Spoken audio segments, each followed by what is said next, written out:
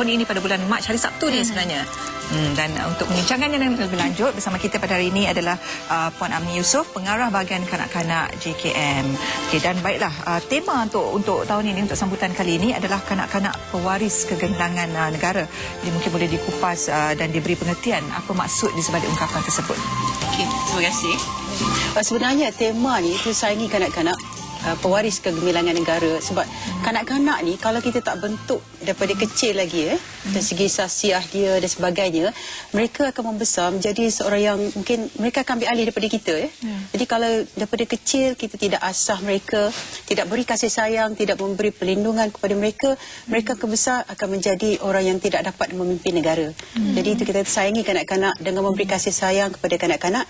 Kita harap kita membentuk yang akan menggantikan kita ni seorang yang betul-betul ada kepimpinan, ada tokoh, Tanggungjawab dan sasiah. Dan ini sebenarnya tanggungjawab bersama bukan saja sebenarnya bermula daripada rumah. Tanggungjawab sebagai seorang ibu bapa ibu bapa seharusnya memainkan peranan yang penting.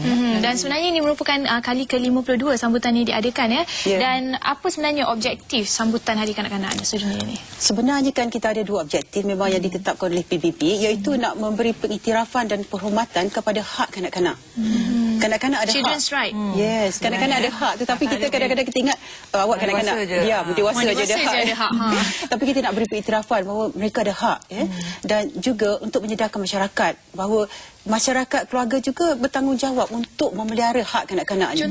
Contoh hak kanak-kanak ni apa? Kita telah menandatangani CRC, Convention mengenai hak kanak-kanak pada tahun 1955. Dia ada 4 elemen, iaitu hak kehidupan, hak perkembangan, hak penyertaan dan juga hak perlindungan. Ada 4 ini. Jadi bila kita hak ini sebenarnya perlu disedari oleh ibu bapa yang menjaga, sebab kanak-kanak itu mungkin tidak mengetahui apa hak mereka. Tapi kita sebarkan juga supaya kanak-kanak di sekolah tahu hak mereka. Kita melalui risalah dan sebagainya. Jadi bila kita ada Hari Kanak-Kanak ni, lagilah kita nak orang kata menguatkan lagi. Wawarkan lagi. Sebab masih ramai bila kita pergi seminar sebagainya, masih ramai lagi tak tahu bahawa kanak-kanak ada hak. Dan jangan ada yang balik tiba-tiba bercakap kat ibu, saya ada hak habis. Di rumah saya ni hak saya. Betul. Tapi sebenarnya sebab kita kadang-kadang bila kita buat apa-apa dengan anak, kita kata kita menetapkan ini nilai kita, maka anak-anak mesti ikut tanpa mereka diberi peluang untuk menyatakan bahawa saya juga ada keinginan yang lain. Jadi ini yang kita nak wawarkan, bahawa kanak-kanak ada hak, yang terutama sekali 4 elemen utama ni lah hak mereka. Jadi apa antara aktiviti yang akan diadakan pada hari sambutan hari Sabtu ini? Okey, hari Sabtu ini kita akan adakan di Melaka. Okey. Ada sebab Kenapa Melaka? Kenapa Melaka? Kita sebenarnya menghidupkan kembali, memberi nafas baru kepada pingat Hang Tuah.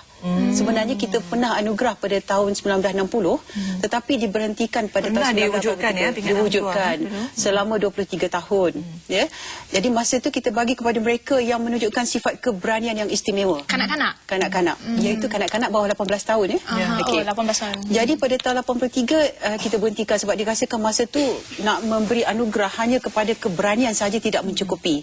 Kerana kita nak membentuk pewaris kita ini, mereka juga yang cemerlang dalam bidang akademik, dalam lapangan kurikulum, motivasi, sasiah diri. Jadi diwujudkan bukan saja pada bidang akademik lah, kita tak mementingkan itu, yang perlu ada orang kata menyeluruh. Kita nak perkembangan kanak-kanak yang menyeluruh. Jadi calon-calon ni dihantar daripada sekolah ataupun bagaimana? Kalau dulu pingat Hang Tuah ialah mereka yang menyelamatkan sesiapa yang kata daripada lemas, kebakaran, yang hanya mempunyai keberanian, tapi sekarang dah ditambah. Ditambah. Jadi kita bagi tunas tokoh. Lepas itu dipikirkan tokoh aja ni kanak-kanak bawah 12 tahun masa tu nak dikatakan tokoh terlalu berat. Jadi ditukar kepada Tunas Jaya. Dan tahun 1991 jadi Tunas Jaya. Tapi pada tahun lepas kerajaan telah bersetuju, kita bagi nafas baru, kita hidupkan semula pingat Hang Tuah. Jadi Hang Tuah ni berasal dari Melaka. Jadi kita bawa baliklah ke bandar Melaka ni, bandar raya bersejarah. Itu yang kita buat di Melaka. Jadi kita ada ramai tak calon-calon yang terpilih untuk memenangi pingat? Ramai. Sebab gini, untuk Tunas Jaya, setiap negeri menghantar 2 calon, 1 lelaki, 1 perempuan. Jadi mereka sudah kira wakil negeri.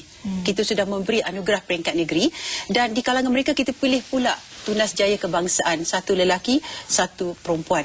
Ini bawah 18 tahun. Dan kita ada lagi anugerah Semangat Gemilang. Semangat Gemilang ni ialah kepada kanak-kanak yang daripada keluarga orang asli. dan juga kanak-kanak yang menerima bantuan keuangan daripada Jabatan Kebajikan. Jadi mereka ini adalah mereka yang hidup daripada keluarga yang susah tetapi dapat mengharungi kesusahan, cabaran itu dan mereka masih berjaya. Dan patut diberi penghargaan pada mereka-mereka ni ya, agar terus ada semangat untuk maju ke hadapan. Sebab macam tadi baru saya bermesyuarat walaupun mereka susah cuma dapat RM80 sebulan, boleh dapat 9A. Mereka boleh berjaya. Mereka boleh berjaya. Boleh berjaya dalam bidang akademik, boleh berjaya dalam bidang sukan, berjaya dalam pidato. Jadi menyeluruh. Ini yang kita hendak. Jadi kita memberi pengiktirafan kanak-kanak yang sebegini. Dan satu lagi kita ada anugerah kanak-kanak khas terdiri daripada kanak-kanak kurang upaya. Banyak anugerah. Banyak. Jadi inilah yang sebenarnya kemuncak kepada sambutan Hari Kanak-kanak hari Sabtu. 15 anugerah. Di mana di Melaka di mana yang diadakan dan bermula pada pukul berapa hingga ke pukul berapa? Di Melaka kita buat di MITC, Melaka International Trade Center, dan dianggarkan lebih pada 5,000 kanak-kanak akan menyertainya. Sambutan secara besar-besaran lah. Besar-besaran. Dan sebenarnya tahun ni kita ada 2 sambutan lah. 2 lah. Tahun ini yang tahun lepas punya. Tapi mungkin yang tahun ini tu kita buat pada akhir tahun lah. Kita tengok sebab bulan puasa lagi tahun ni. Bulan puasa lagi. Di Melaka dan bermula pada 8 pagi. Ini untuk kanak-kanak lah. Mereka datang daripada seluruh Malaysia kecuali Sarawak. Kita terpaksa jelaskan di sini oleh kerana ada penyakit. Jadi Sarawak kita tak benarkan mereka datang lah.